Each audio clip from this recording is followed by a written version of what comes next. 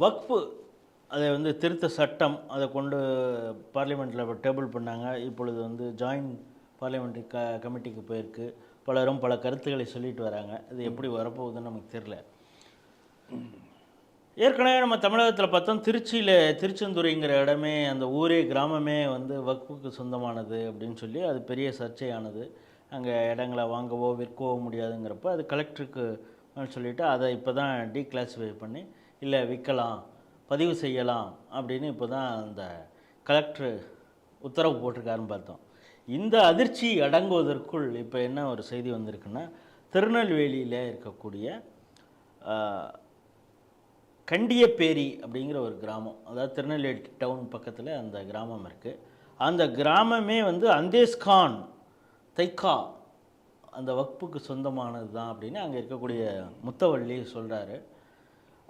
இது சம்பந்தமாக அங்கே இருக்கக்கூடிய 4 தெருக்கள் இருக்குது. அதில் கிட்டத்தட்ட 2000 இந்துக்கள் வீடு இருக்குது. அவங்க குடிநீர் இணைப்பு, மின்சார இது, வீட்டு வசதி, வீட்டு வரி, ஆயத்தீர்வை இந்த எல்லாமே கட்டிட்டு வராங்க.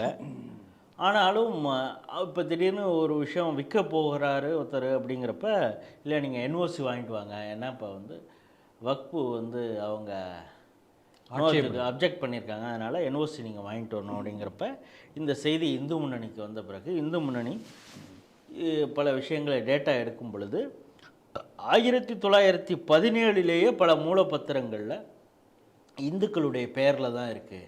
அப்படிங்கிறப்ப எப்படி இப்போ வக்ஃபு அது நிலமாக எப்படி மாறும் அப்படிங்கிற கேள்வியை கேட்டிருக்காங்க இந்து முன்னணியுடைய வழக்கறிஞர் குற்றாலநாதன். இது சம்பந்தமாக அந்த மாவட்ட நிர்வாகம் நடவடிக்கை எடுக்கலைன்னா அடுத்த கட்ட போராட்டங்களை நாங்கள் நடத்துவோம் அப்படின்னு சொல்லியிருக்காங்க. இந்த செய்தி எப்படி பார்க்குறீங்க? இந்தியாவிற்கு ஒரு பெரிய அதிர்ச்சியை தந்தது திருச்செந்துறை கிராமம். நாடு முழுக்க எல்லா மீடியாக்களையும் பேசப்பட்டது. அந்த திருச்செந்துறை செய்தி வந்த பிறகுதான் தெரிய வந்தது. அதே போல் திருவெரும்பூர் யூனியன் அந்த சார் பதிவாளர் அலுவலகத்தில் உள்ள மேலும் 4 கிராமங்கள் இதே போல் வந்து முழுக்க முழுக்க வக்ஃப் போர்டு சொந்தமானது. அப்போ அதன் பிறகு பல பேர் இந்த மாதிரி செய்தி வர ஆரம்பித்த பிறகு தமிழகத்திலே திருச்செந்துறை தவிர 5 கிராமங்கள் 6 கிராமங்கள் முழுக்க முழுக்க வக்ஃப் போர்டுக்கு சொந்தமானது. இது தவிர கிட்டத்தட்ட 1500க்கும் மேற்பட்ட ஹிந்துக்களுடைய ப்ராப்பர்ட்டிஸ் வந்து வக்ஃப் போர்டு சொந்தமானது. அது வந்து அது வரைக்கும் தெரிஞ்சது, இன்னும் போக போதான் எல்லாம் தெரியும். இப்போ நீங்கள் பாருங்கள், இந்த கண்டியப்பேரி புதுசாக வந்துருக்கு. இப்போ அந்த கலெக்டர் திருச்செந்துறை மட்டும் சொல்லிட்டார், இல்லை எல்லாம் பண்ணலான்னு. மற்ற என்ன ஆகும் தெரியல. இப்போ நேற்றைக்கு முன்தினம் பார்த்தீங்கன்னா பீகாரில் இதே போல் ஒரு கிராமம் முழுக்க வக்ஃப் போர்டு சொந்தமானது என்று சொல்லி அந்த கிராம மக்கள் எல்லாருமே கிராமத்தை காலி பண்ணணும்னு சொல்லிட்டு வக்ஃப் போர்டு நோட்டீஸ் கொடுத்துருக்காங்க. இந்த செய்தி வந்திருக்கு மீடியாக்கள்லாம். அங்கே பார்த்தீங்க, பெரிய அளவு பிரச்சனையாக இருக்குது. அப்போ எந்த அளவுக்கு இது மோசமாக போயிட்டு இருக்கு பாருங்க.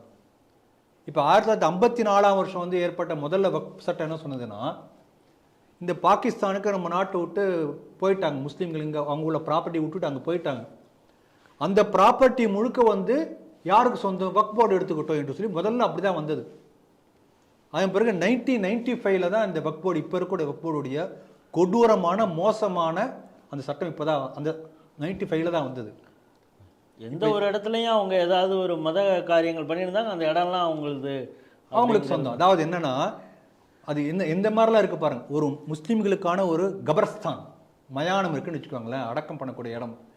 அந்த மயானத்தை சுற்றி உள்ள இடங்கள்லாம் வந்து வக்ஃபுக்கு சொந்தமானது என்று வக்ஃப் கருதினால் அது வக்ஃப் போர்டு சொந்தமானது. எப்படி அவங்களா தான் முடிவு பண்ணுவாங்க, கவர்மெண்ட் முடிவு பண்ணாது. இப்போ இது எப்படி இருக்குன்னா, இப்போ இந்த இடத்துடைய ப்ராப் ஓனர் நீங்கன்னு வச்சுக்கலாமே. இப்போ வந்து நான் வந்து இந்த இடம் என்னோடதுன்னு சொல்கிறேன், புரிஞ்சுங்களா?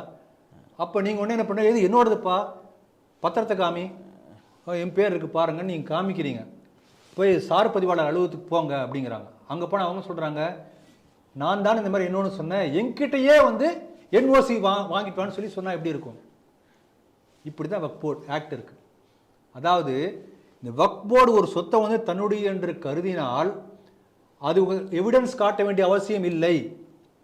அது உங்களது நிரூபிக்கிறதுக்கு வக்ஃபுடைய பொறுப்பு கிடையாது, உங்களுடைய பொறுப்பு. அது நீங்கள் தான் அதுக்கு மெனக்கடணும்.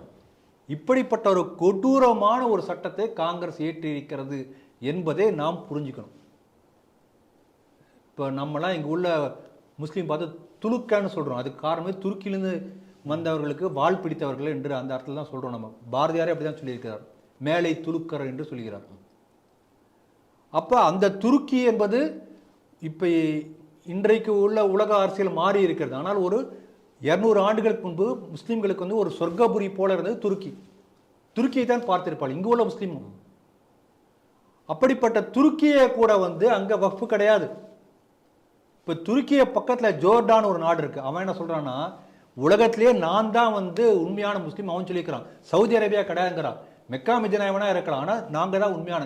ஏன் அப்படி சொல்றான்னா, அந்த முகமது நபி சல்லுடைய நேரடி வாரிசு நாங்கள் தான் இன்னும் மன்னராக தொடர்ந்து கொண்டிருக்கிறோம். அதனால் ஜோர்டான் நாங்கள் தான் உண்மையான முஸ்லீம்.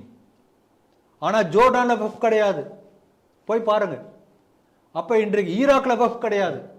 இன்றைக்கு உலகத்தில் முஸ்லீம் நாடு என்று சொல்லக்கூடிய தீவிரமான முஸ்லீம் நாடுகள் எங்கேயுமே பல நாடுகளில் வக்ஃபு கிடையாது.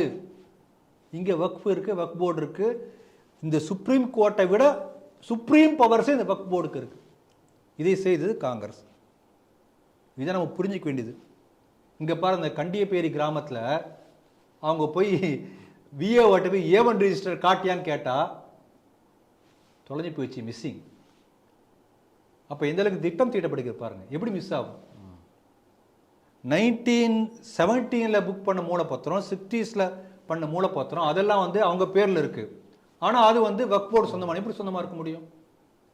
ஒருத்தர் மாடியில் வந்து வீடு கட்டுறாரு, புதுசாக வீடு கட்டி அதுக்கு வந்து இபி கனெக்ஷன் வரணும், இபி ஆஃபீஸுக்கு போறாரு, வக்ஃப் போர்டில் போய் என்ஓசி வாங்கிப்பா அப்படிங்கிறாங்க. ஏற்கனவே 2 ஃப்ளோர் அவருது தான். ஆமாம், அவர் எதுக்கு 3வது ஃப்ளோருக்கு வந்து வக்ஃப் போர்டுக்கு என்ஓசி வாங்கணும்? அப்போ எந்த அளவுக்கு மோசமாக இருக்குது பாருங்க. ஆகவே நீங்களே சொன்னீங்க, இப்போ இந்த பார்லிமெண்ட் நிலைக்குழுக்கு போயிருக்கின்றது சொல்லியிருக்கீர்கள், அது நிறைவேறி வரணும், பார்ப்போம். கிட்டத்தட்ட ஒரு 40 அமெண்ட்மெண்ட்ஸ் இந்த வக்ஃப் போர்டு சட்டத்திருத்தத்தில் இருந்திருக்கிறது. அது 40 நிறைவேறினால்தான் நாடு காப்பாற்றப்படும். ஆகவே இந்த குற்றாலநாதனுக்கு உண்மையிலே பெரிய ஒரு வணக்கம் தான் நம்ம சொல்லணும். ஏன்னா இப்படிப்பட்ட ஒரு விழிப்புணர்வை நமக்கு ஏற்படுத்தி இருக்கிறார். ஆகவே குற்றாலநாதனை போல எல்லோரும் ஒவ்வொரு ஊரில் இருந்தால்தான் இந்துக்களுடைய சொத்துக்களை நம்மால் காப்பாற்ற முடியும். இது முக்கியமாக கவனிக்கணும். இன்னொரு பக்கம் முக்கியமான விஷயம் என்னன்னா, இந்த வக்ஃப் போர்டு சீர்திருத்தத்தை யார் எதிர்க்கிறார்கள், ஏன் எதிர்க்கிறார்கள், இதை நாம் புரிந்து கொண்டால் நமக்கு அவர்கள் யார் என்பதை நம்ம அடையாளம் கண்டுகொள்ள முடியும். அதுவும் இந்த செய்தி மூலமாக நமக்கு ஒரு விழிப்புணர்வு ஏற்படுத்தக்கூடிய ஒரு செய்தியாக அமையட்டும் என்று சொல்லி நிறைவு செய்கிறேன்.